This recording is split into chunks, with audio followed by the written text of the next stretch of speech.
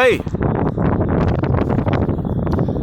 yeah, I want to talk some more about the nutrition laws. Yeah.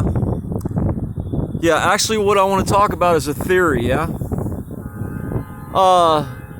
scientists did a study on cadavers, and those cadavers were in an area a completely clean room. There wasn't any bacteria that could get into the room, but they did a study on cadavers and the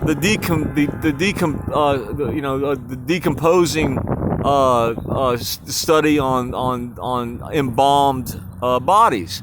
Well, they actually noticed that it didn't matter if it was a clean, it didn't matter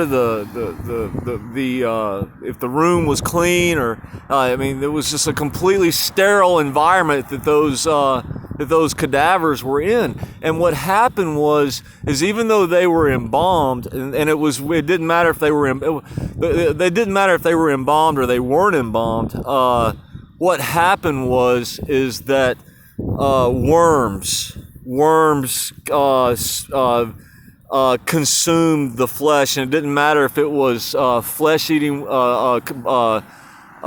embalmed or they weren't embalmed. And I actually, the theory is that I believe that and it's just a theory, I don't have any scientific proof about it, but I honestly believe that those worms that are getting into people's bodies is actually from the consumption of pork, and that pork actually has parasites in it, that even cooking that pork doesn't kill those parasites, and those parasites get into our bloodstream and get into our systems, and then actually after we die, those parasites turn into worms, and then they consume the flesh.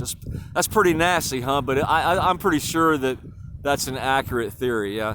You might want to think twice about eating pork. I know I've definitely stopped eating pork, and there's a bunch of words in the Bible about it.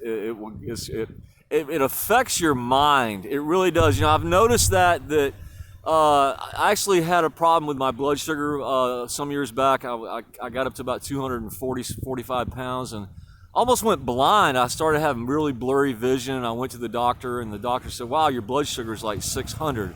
I started taking some medication and got the blood, the weight under control, got the blood sugar under control, and but I've noticed that just the food that we eat affects our minds, affects our moods, it affects the way we think, and I honestly believe that it's a deeper reality than just God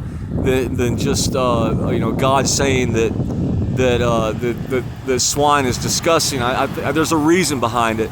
There's a reason why that animal. Of course, that animal eats its own stool. Pigs will eat their own